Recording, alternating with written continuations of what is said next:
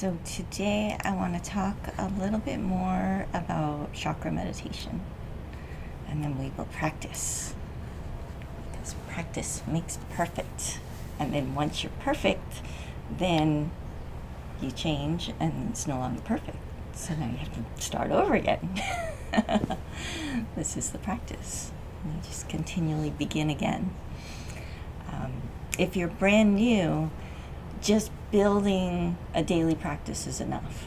So you find a technique where you can start to hone in on that one pointed concentration. So if you were just starting off here, I would recommend focusing on the different chakras. So you would start on the navel center, and then move up to the heart center, and then the third eye. And that's our beginner technique. So we use music, because music creates this wonderful auric blanket, and it plays a little trick on your brain too. Because as we sit in meditation and we try to enter into that silence, our brain gets very hyperactive, and it starts to hear all the different sounds of the world. And we're here in the city, so all of a sudden you're like, oh, what's that? Oh, what's that? What's that? And your mind will want to identify every single noise it hears, because your brain is trying to keep you safe.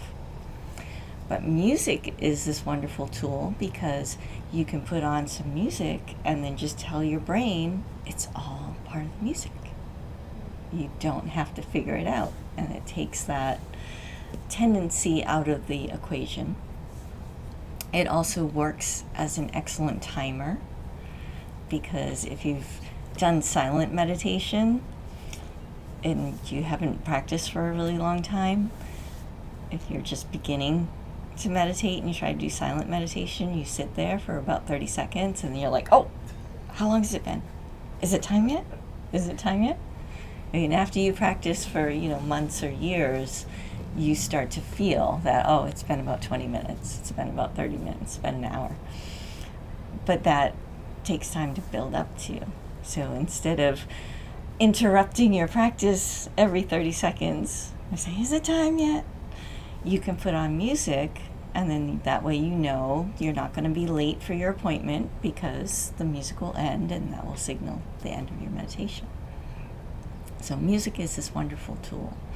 And it can also be a focal point in and of itself. If you're a musician, it's very challenging to use music as a focal point, I've been told.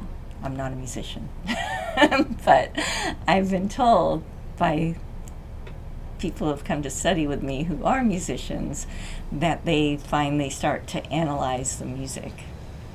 And it's the same thing as the brain labeling all the different sounds. You start to analyze all the music. So if you catch yourself starting to analyze the music, instead look for the spaces in between the notes.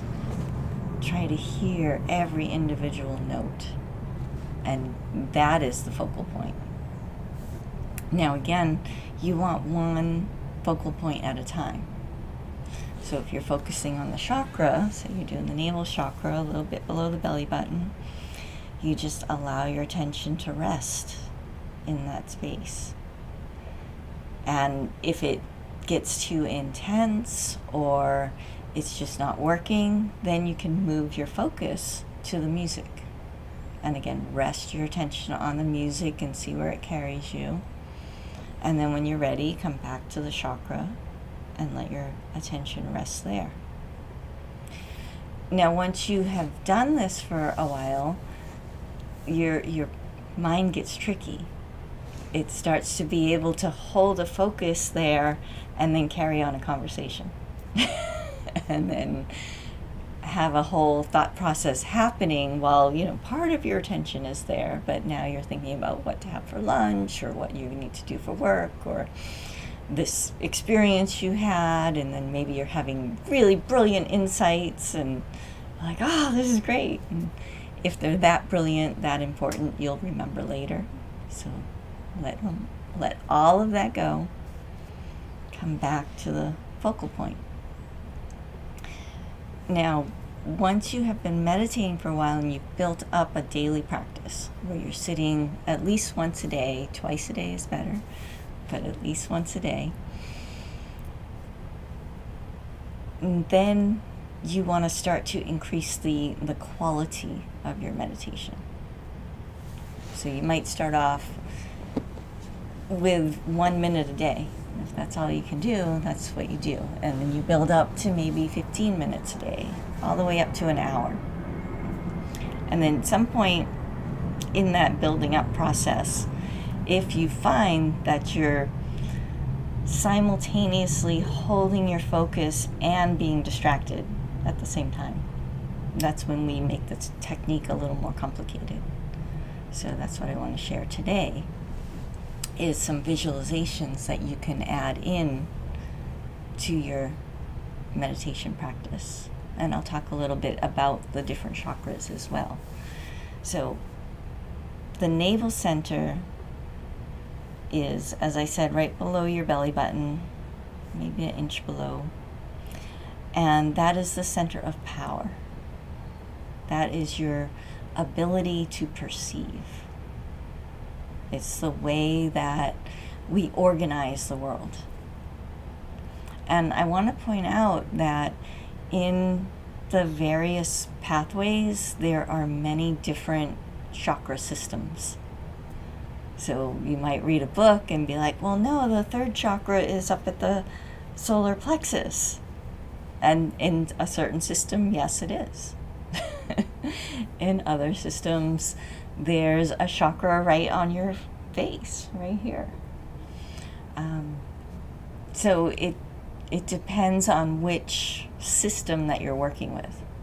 So the system that we're working with, we have the root chakra, the sacral chakra, and then the navel chakra. And we start at the beginning on the navel chakra, which is the third one, because it's much more gentle access into working with power. The lower two chakras, the first root chakra deals with our raw survival. So if we tap into that when we don't have any control yet, we can create a lot of problems for ourselves. We can unlock tremendous fear. We can blow up our lives, essentially. The second chakra has to do with pure creation, sexual energy. So if we don't have any control again and we start playing in there, we can blow up our lives. My teacher equated it to learning how to swim. So the root chakra is like a really stormy ocean. Big waves just take you out immediately. The second chakra is very strong rip currents and, medium waves. Third chakra, it's more like a swimming pool. So, or a lake. So very calm. It can still feel intense because as we focus in on that point, it's actually drawing the energy up through the lower two. So as we go deeper into the chakra, we can start to tap into those other energies. And if you start, that's why I say if it gets really intense, then shift your focus to the music or to your breath. And then when it's calmed down a little bit, then come back. And again, it's about resting your attention. You're not trying to make anything happen. The visualization that you can then add is of the desert. The desert is the navel chakra energy. The desert is resilience. It is unbending power. To be able to survive in a desert environment, you have to strip away anything you don't need. And there's an immense clarity in the desert. Those of you who have sat with me out under the stars in the desert have seen that. There's just this pristine, endless openness. And so as you focus on the navel center, you can just imagine a desert scene. And if you haven't actually been to the desert, then you've probably seen a picture. You can focus on a cactus. You've probably seen a picture of a cactus. Whatever evokes the sensation of desert.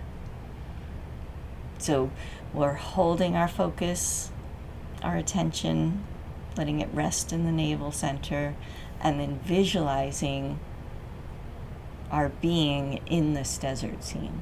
So we're out sitting in the desert as we focus.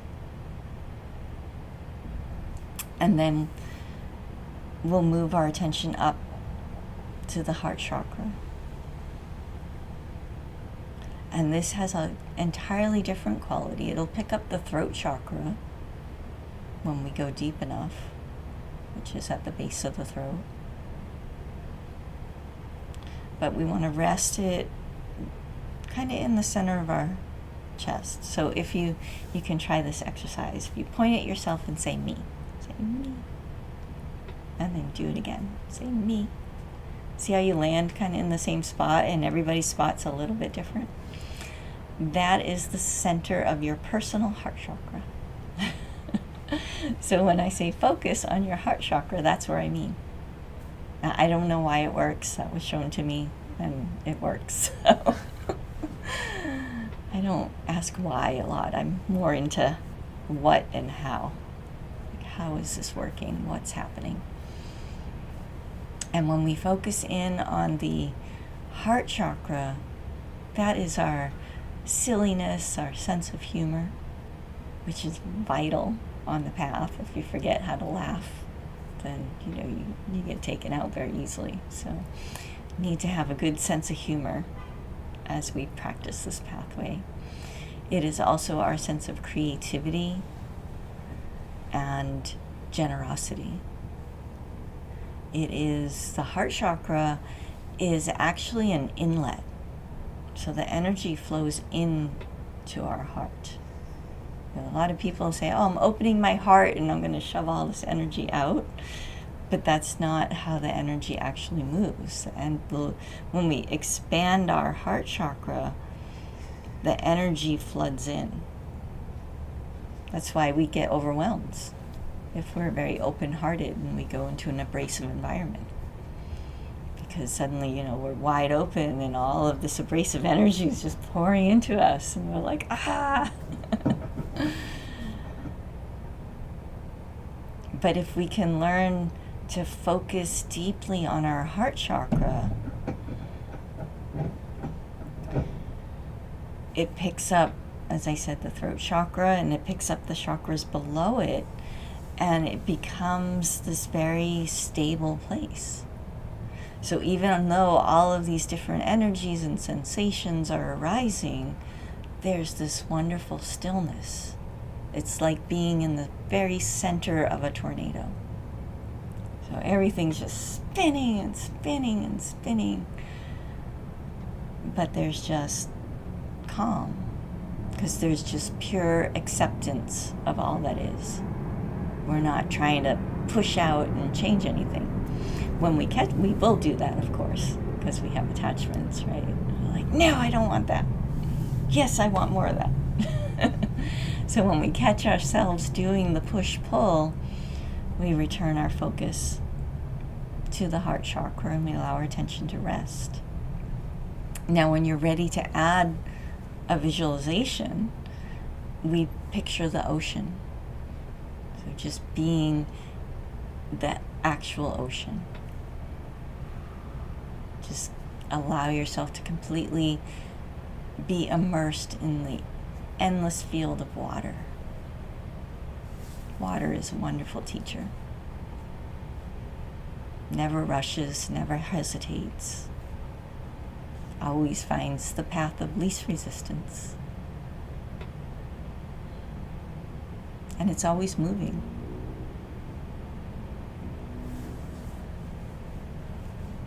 So in this deep, deep ocean. We can feel the movement of light without getting spun around. And so we rest our attention there. Then we move our attention up to the third eye, right in between your eyebrows, a little bit above. That is our center of clarity, our ability to project.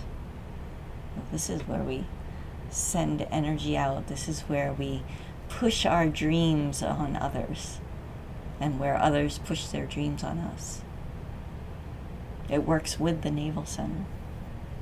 So we'll push a dream out and then activate the navel center of perception and try to warp reality. And there are people who are very, very good at it. And they're not always nice people, not always kind people. So it's good to be aware when you are being pulled into somebody else's dream, and probably more importantly, as somebody who's interested in enlightenment, be very aware when you are pushing your dream on somebody else, because that is where we burn up a lot of energy. We've done all this work to gather our focus and pull the energy all the way up to the third eye. And then what do? We just shoot it out. And we try to impress upon the world what it is that we want. Sometimes it works out, and that's pretty. But a lot of times it doesn't, because we're hitting against everybody else's dreams. Everybody has the same power. Everybody has the same ability. So we wind up just burning through a lot of energy. So instead, I want to invite you to simply allow your attention to rest at your third eye. Allow it to build and build and build. And I will warn you, it gets uncomfortable. As this energy comes up the central channel and starts to really build inside your head, it can feel like your head's going to explode. So you just remain there. And as a visualization, you can just imagine pure white gold light. Sometimes it might be compressed all the way down into a little dot in the center of your head. Other times it just might be just this brilliant white light. But the secret is not to add any impressions to it. Because those thoughts will come up into your mind and say, oh, I want to experience this, and I want to create that, and I don't want this, and I don't want that. And all those different thought forms have the potential to cause you to push that energy out into the world. But instead, if you can just hold it, just allow your attention to remain there for a long time. There are different rumors about exactly how long. I've heard anywhere from 12 seconds of no thought, of just perfect focus, to all the way up to an hour. And eventually what happens is the energy builds so strongly that it actually makes us jump to the crown. And the crown is not connected. It's like, do you guys know what a spark plug is? There's a little gap. So it's like a spark plug. So the energy has to actually make a jump. You can try to focus on the crown chakra, but it's more, that's more like make believe.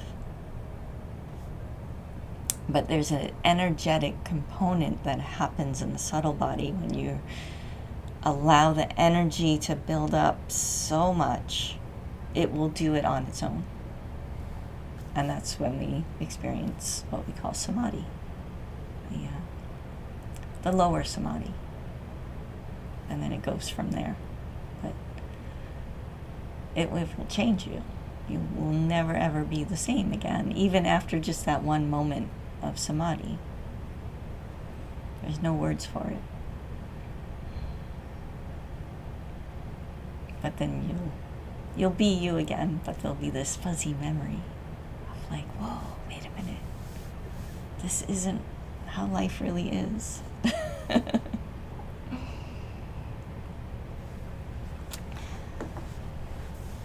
So are there any questions on that, chakras? I know that was a lot. How do you deal with pain?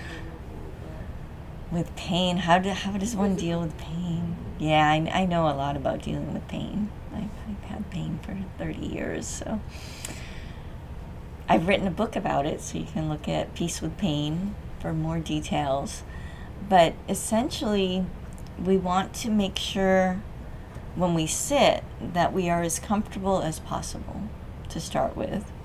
And that means, sometimes there will still be pain, but we want to be as supportive as we can. So that might mean putting cushions on our lower back, supporting our knees, sitting in a chair. If you're in absolute excruciating pain and can't sit up, that's the one and only time that you can lay down and meditate. And if you do, I recommend holding your arms up above you and using that to keep yourself alert. But the pain itself will keep you awake. Usually, if you're not in sufficient pain and you lay down and meditate, you'll fall asleep. That's just what happens. And sometimes that's nice. I do yoga nidra, and that's a really nice meditative state that's for healing and sleeping. When the pain can't be accommodated, like you've shifted positions, you've moved around, but it's still screaming for your attention, then you give it to it.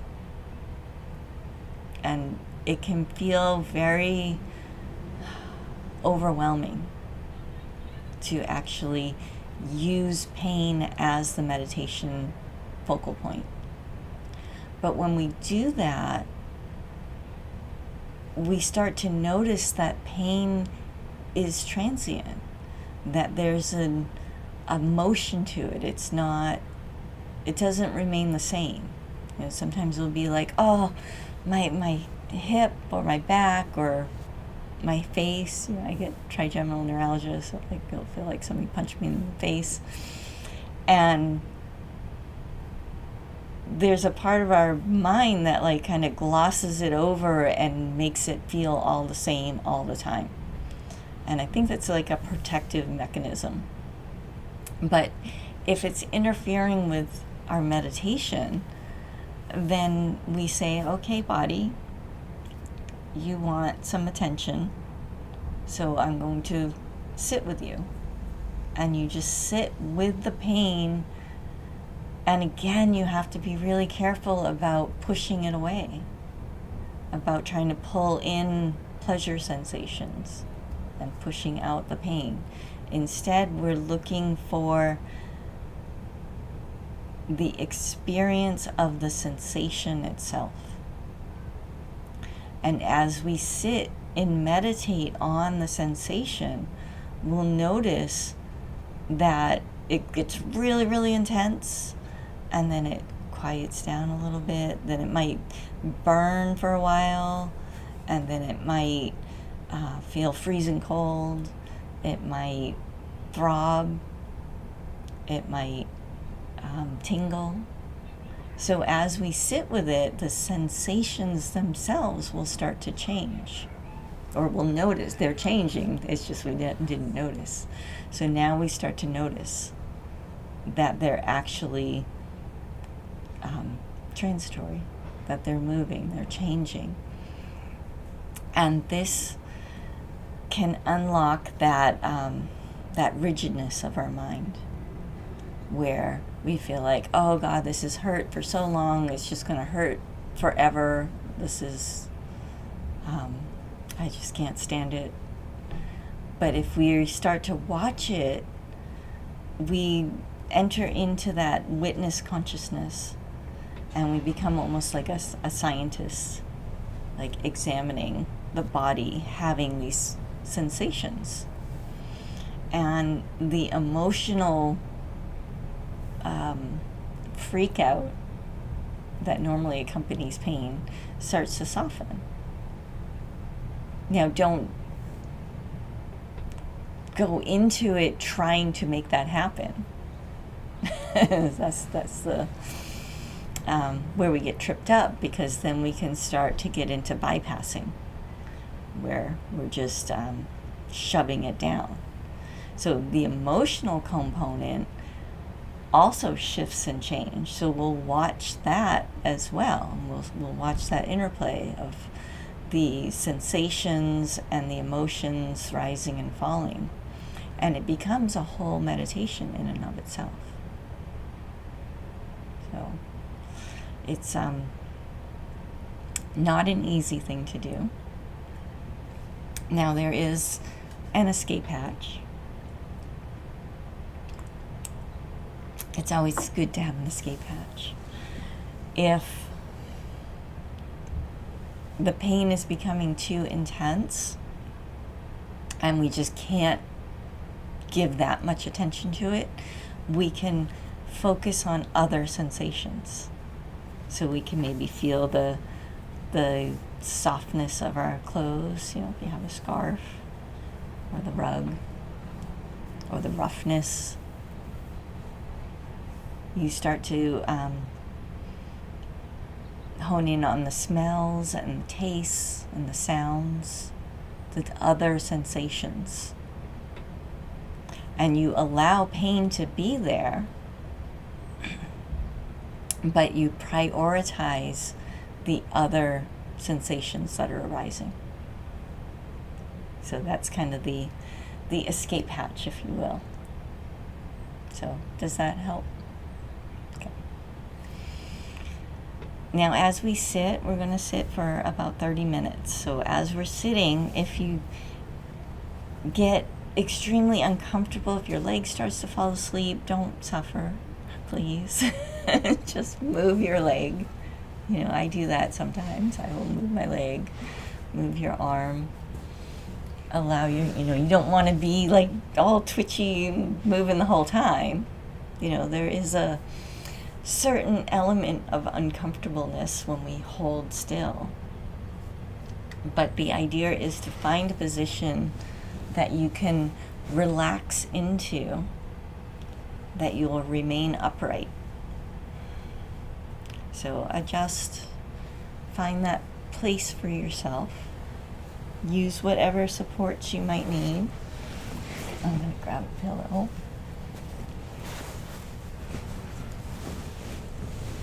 Because my hip needs a little bit of extra support today. And I'm going to play some Zazen music.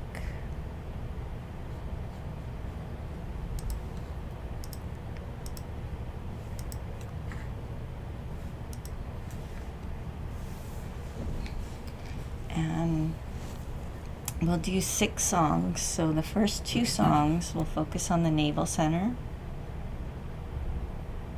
And then if just focusing on the navel center isn't enough, then visualize the desert in addition to holding your attention in the navel center. And allow yourself just to experience what is here. So we're not astral traveling.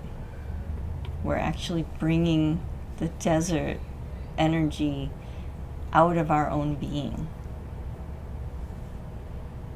We're bringing those qualities like little seeds that were planted, and we're just allowing them to grow. And then the next 2 songs will focus on the heart, and allow yourself to be immersed in the ocean. deep, deep, deep into the depths. And then finally we'll focus on the third eye. And just allow yourself to dissolve completely in light.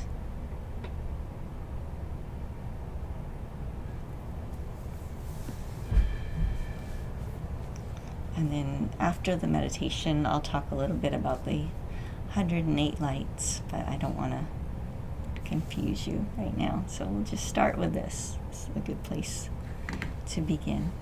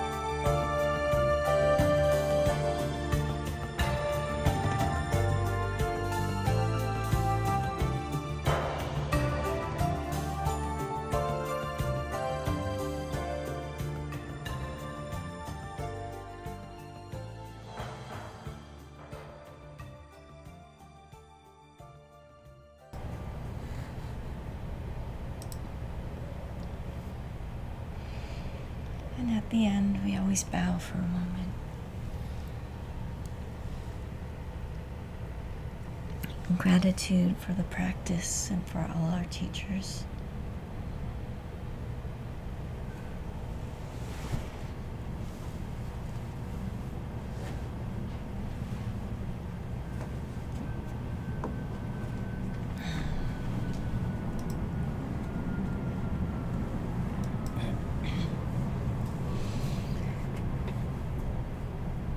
So we do this practice of meditation, we practice mindfulness to train our mind during the day, we practice contemplation to analyze and figure out the places that we're getting stuck.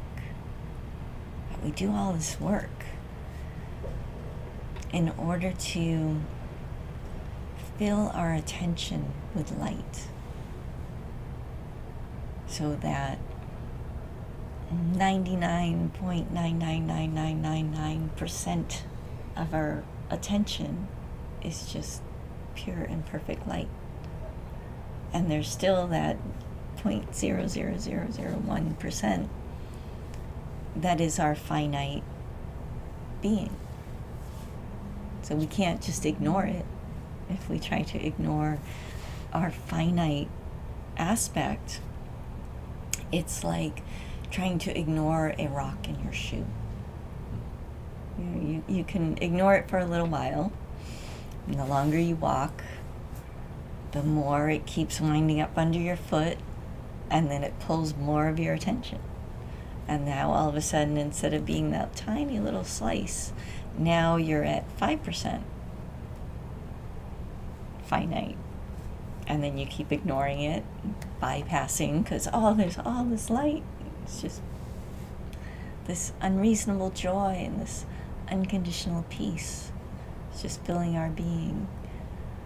But then there's this rock in our shoe.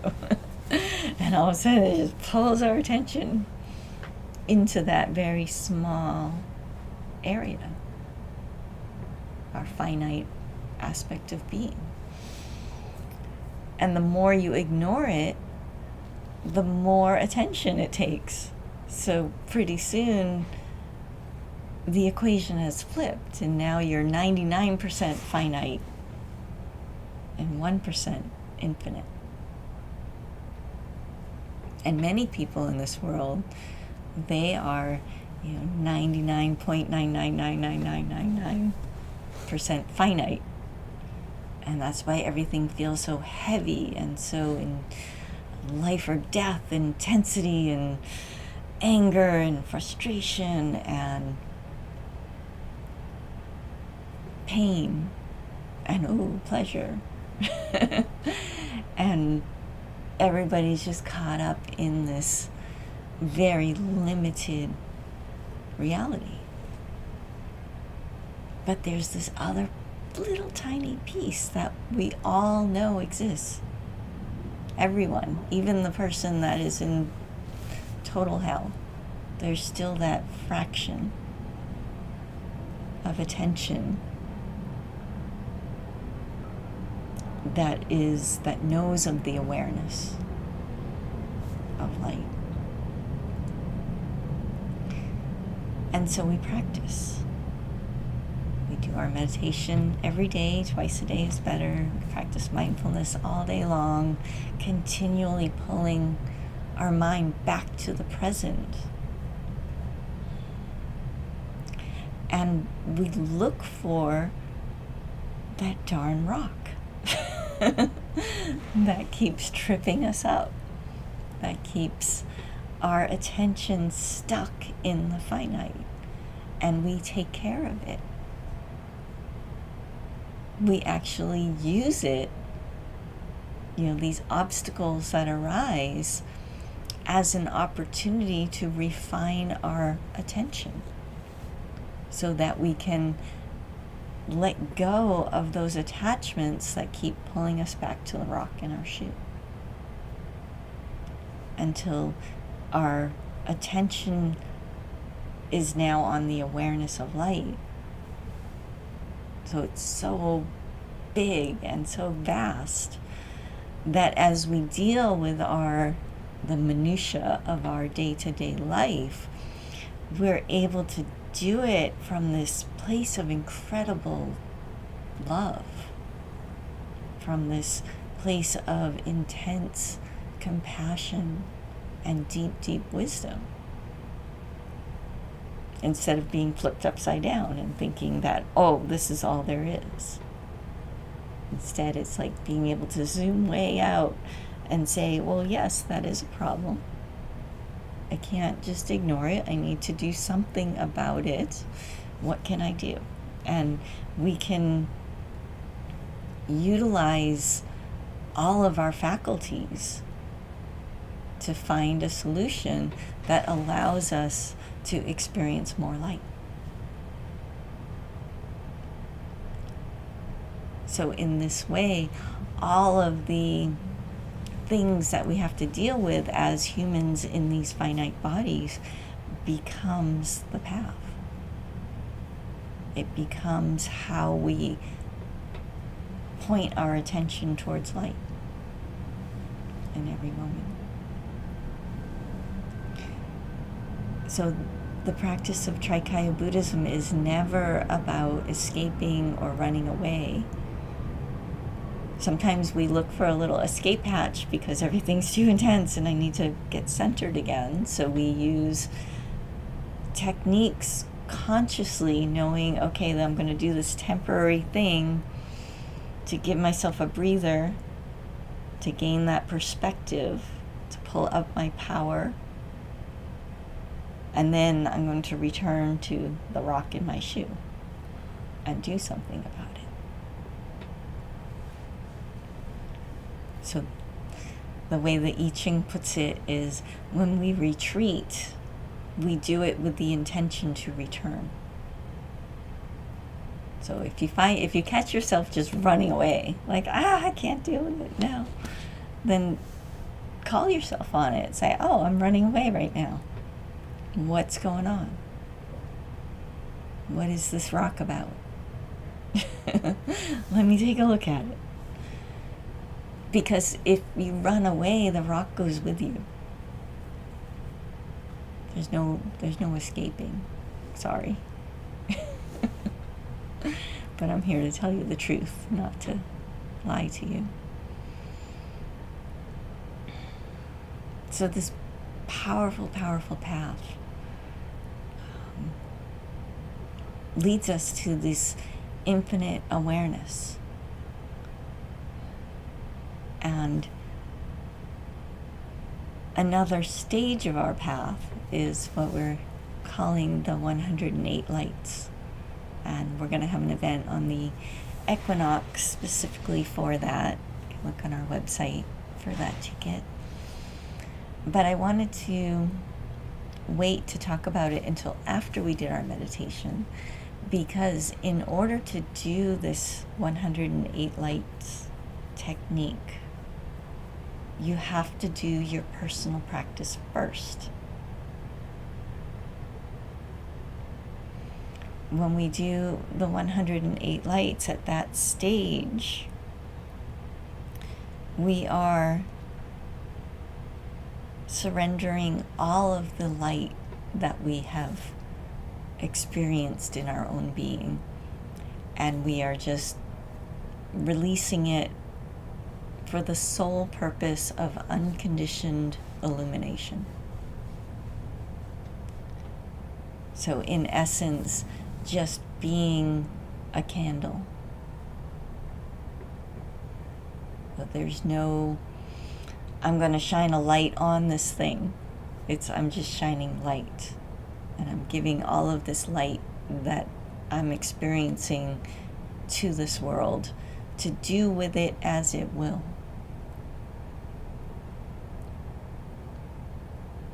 And that sounds very, airy-fairy. But if you do it seriously, it's a very challenging thing to do, because we spend all of this time and all of this effort honing our life to cultivate this practice, to build this awareness of light. And here I am asking you to just give it away without getting anything in return, without having a say in how that light will be used, to just give it away. But it's worth it. That's all I can say is it's worth it. It's a beautiful, selfless gift that will transform you in ways that I can't even describe. But it only works if you do it purely. And to do it purely, you have to do your own practice first. So do your practice first, and then give it away. It's like my teacher used to tease us. This was back in the 90s, when $1 million was a lot of money. It's weird that it's not now. But he would look at us, who most of us had past lives as poverty-stricken monks, and we were very full of ourselves and like, oh, we're not interested in money, we don't care about money. And so he told us, go make $1 million and then give it away. And then tell me how you are not attached to money. And some of his students got to experience that, where they made tremendous amounts of money. They partnered with my teacher in different companies that they came up with, and he provided the energetic support, and they went and made millions of dollars. And then he said, okay, now give me my half. And some of them were like, no. And then others were like, oh, of course, here. And the people that made those decisions, either to give it or not, had very different life experiences. But it's not an easy thing to do, to give selflessly. And if you have not supported yourself first, it's impossible. So don't pretend to be selfless. Instead, support yourself, do what you need to do to feel that you have enough, and then give what's extra. Because when you do that, then there's no attachment to what you're giving away.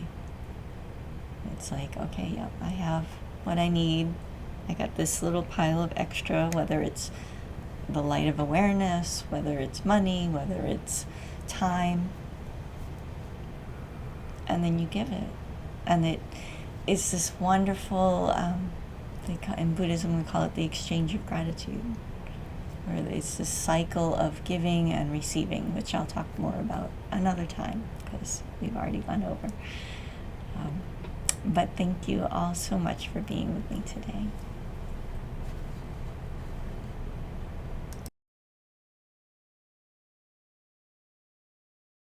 Thank you.